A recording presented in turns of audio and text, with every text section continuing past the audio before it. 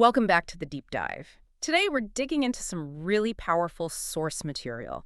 You gave us excerpts from Peter Hawkins' work on collective transformational leadership and systemic team coaching. Yeah, and this is such a critical topic right now. For decades, we've had this idea that leadership is all about one person. Mm. The heroic CEO, the brilliant founder.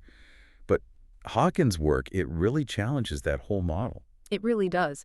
So the core idea we're pulling out today is that in this crazy fast-paced world, real impact doesn't come from just one person's genius. It has to be a collective thing.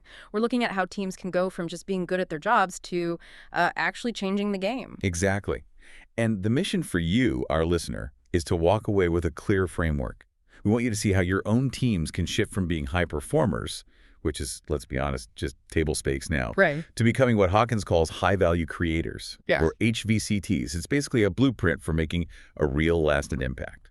Okay, that's a big promise. Let's get right into it. The starting point is the problem Hawkins sees with most teams today.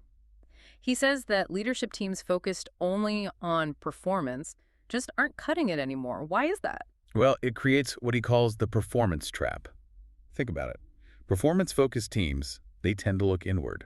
Success is all about internal stuff. Like, did we hit our deadline? Did we stay on budget? Exactly. Did we keep the client happy for this one quarter? What we need now are teams that are also highly productive. And by productive, he means generating long-term external impact. That's the first step toward becoming a high-value creating team. I like that term, HVCT. It sets a higher bar. But, why is it so hard for a team that's already performing well to make that jump? What's the big hurdle? The hurdle is switching your focus from internal efficiency to external systemic impact. It really boils down to two key things. First is value creation. This means the team has to focus on making a positive impact outside the company, on the wider system. And sometimes that means sacrificing a quick, easy win. Okay, so it's a long game. It's a very long game. And the second piece is radical adaptability. If your only goal is hitting targets, you actually start to resist change because it messes up your plan. But if your goal is creating value in a changing world, you have to embrace it. You have to be ready to pivot. Let's make that real with the IT business example from the sources. So you could have an IT leadership team that's, amazing. They ship features on time. The code is perfect. High performers. Textbook high performer. But if they aren't looking ahead, if they can't see the next big tech shift coming, they're basically dinosaurs waiting for the meteor. That's a perfect analogy. The HVCT mindset forces that IT team to look up from their keyboards and out the window. They stop just optimizing the next 2-week sprint and start thinking about, 5-year plans, 10-year plans. It completely changes their role from just competing in the market to maybe even defining the future of that market. That makes the difference so clear. Or what about the project management team example? You know the type. They are wizards with spreadsheets and deadlines. But are they inspiring anyone? Are they even asking why this project matters in the first place? Right. If they're not, they're just well-organized cogs in a machine. A high-value mindset gets that team thinking about how their project fits into the company's biggest goals. They become more like internal consultants, finding better ways to do things, motivating other teams. The success they have is so much bigger and more lasting than just, checking boxes on a to-do list. It's about changing the whole culture. It's not just about managing work, but about everyone building the future together. Precisely. And that's the core of transformational leadership in this collective sense. The team itself becomes the engine for innovation and change, not just the manager. Okay, excellent. So we get it. High-value creation is the goal. But how do we get there? Let's unpack the blueprint. What are these 5 essential disciplines a team needs to master? So these 5 disciplines are the real engine of the whole thing. And what's so important to get is that they're not just, a checklist. They're active practices that all work together. They feed into each other to build that collective leadership. Okay, lay them out for us and maybe explain why he calls them disciplines. That sounds pretty intense. Well, the discipline is in applying them rigorously as a system. So we start with discipline 1, commissioning. This is all about getting crystal clear on the team's purpose, its objectives, who its stakeholders are, and really why it exists. It's more than a mission statement. It's a living contract. A clear shared purpose. Makes sense. What's next? Next is discipline 2, clarify. This is where you make sure roles and responsibilities are totally clear. But it's deeper than just a job description. It's about making sure every single role directly supports the purpose you defined in commissioning. It's about eliminating friction. Right. So once we know what we're doing from commissioning and who's doing what from clarify, then the work actually starts. And that brings us to discipline 3, cooperation, or as he often calls it, co-creating. This is the heart of the internal teamwork. Fostering psychological safety, encouraging wild ideas, building really solid partnerships inside the team. And then you have to connect that internal engine to the outside world, I'm guessing. You have to. That's discipline 4, connecting. This is about building strong relationships with your external stakeholders, clients, other departments, suppliers, and crucially, learning from them and adjusting what you do based on their input. Without this, the team just becomes an echo chamber. Okay. And the last one sounds like the glue that holds it all together. It is. Discipline 5 is core learning. Some call it fundamental education.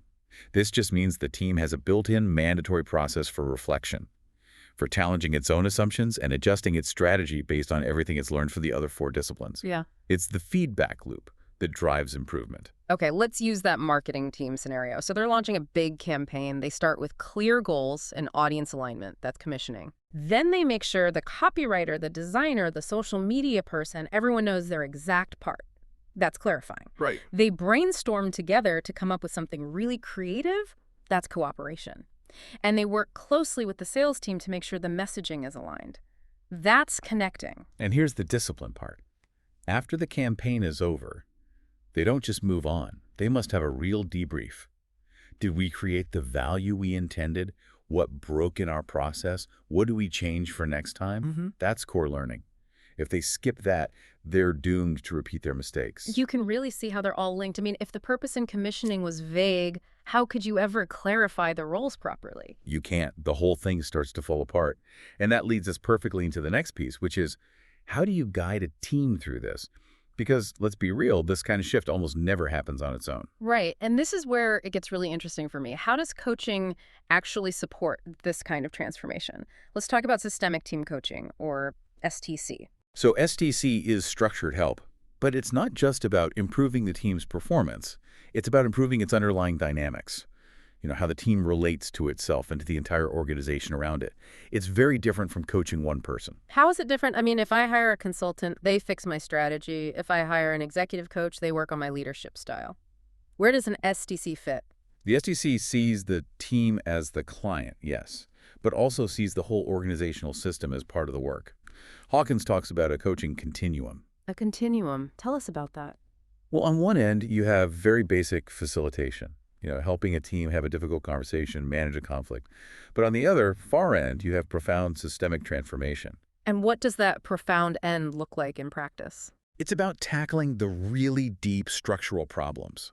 So in that nonprofit example, basic coaching might just be helping 2 directors who don't get along to communicate better. But advanced STC is about looking at why the team's vision is fundamentally clashing with the organization's mission. It's not about fixing the people. It's about redesigning the system they operate in. That's a huge task. So for a coach to take that on, they'd need a really clear process. This brings us to the methodology you mentioned, the CID clear process. Yeah, CI-TIER is the roadmap.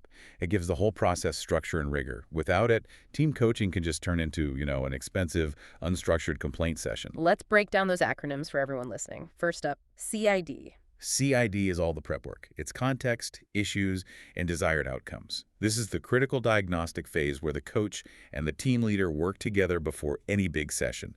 They figure out the landscape, define the real problems, and agree on what success will look like. So the coach never walks in cold, and then the actual session is structured by clear. Exactly. Clear is the flow of the coaching conversation itself. It's contracting, listening, exploring, action, and review. So you start by contracting, setting rules and goals for that session, then listening to everyone's perspective, exploring new possibilities, committing to concrete action, and finally reviewing what was learned. It ensures every conversation leads somewhere. I can picture that with the sales team scenario. Let's say a sales team is struggling because they're all fighting over the same accounts. Right. So a coach would use CID first. They'd assess the market context, identify the issue, which is this toxic internal competition, and set the desired outcome, maybe a collaborative sales plan. Then in the session, using Clear, they might spend a lot of time on contracting, getting everyone to agree to new rules of engagement. Then they'd move into exploring why the system rewards that selfish behavior. And it's crucial that the team leader is part of this, right? They can't just outsource it to the coach. Absolutely not. The leader has to be the bridge. They have to champion the new behaviors and reinforce them day to day. If the leader isn't bought in, the coaching is just a temporary fix, not a real transformation. That bridge is everything. Okay, let's use our last segment to tie this all together. Let's talk about the systemic nature of it all and why one size definitely does not fit all. Yeah, this is the highest level of understanding it. The systemic part means that those 5 disciplines we talked about, commissioning, clarifying, and so on, they're not a simple list. They're an interconnected web, a Yeah. system. And good coaching has to address how they all impact each other. If one is weak, it can poison the whole system. Can you give us an example of that ripple effect? Sure, take a product development team.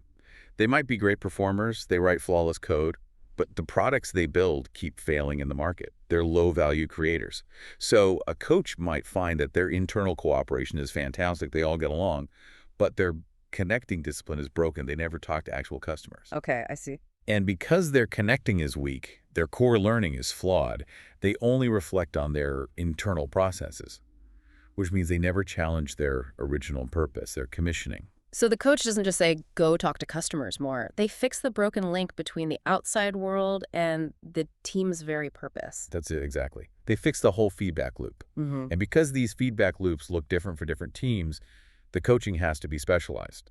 And the sources mention a few different team types. We have project teams, management teams, innovation teams. Right, and you can't coach them all the same way. That's a fatal mistake. Mm. Each one has a totally different mission and faces different challenges. So how would the coaching focus change between, say, a management team and an innovation team? Well, a management team's coaching is going to be heavily focused on things like high-stakes decision-making and strategic alignment. It's about their impact on the entire organization. Very political, very resource-focused, Your project teams are more tactical. much more. Their coaching is about execution, hitting deadlines, managing tasks, and making sure the clarifying and commissioning disciplines are rock solid so there's no confusion. And innovation teams. They need something else entirely. Completely. For them, coaching is all about fostering creativity, deep collaboration, and maybe most importantly, a high tolerance for failure. The coach has to be an expert in the cooperation and core learning disciplines, helping them learn from the experiments that are bound to go wrong. It's a totally different skill set. Wow. Okay, we have covered a ton of ground here. We've gone from this big philosophical idea of collective leadership all the way down to the nuts and bolts of how you actually make it happen. We have. We've moved you from thinking about the high-performance trap to understanding the world of high-value creation. We gave you the blueprint, those 5 disciplines, and then the engine to make it work. Systemic team coaching with a CID clear process. And we've seen that the magic is in how it all works together as a system and how the approach has to be tailored to the specific team you're working with. This isn't just theory. It's a real comprehensive framework for building teams that actually lead. It really is the future of what effective leadership in an organization looks like. So let's bring this home for you, the listener. What this deep dive shows us is that creating real, lasting value is all about seeing how those 5 disciplines interact. So here's the final thought. Think about a team you know, a team you're on, or a team you lead. What is its single weakest discipline? Is the purpose fuzzy? Commissioning. Are the roles a mess? Clarifying. Do they never talk to the outside world? Connecting.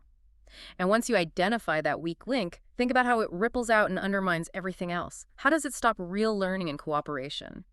Because finding that one systemic weakness, that's your starting point for a true transformation. That ripple effect is where all the leverage is. Thank you for joining us on The Deep Dive. We'll see you next time.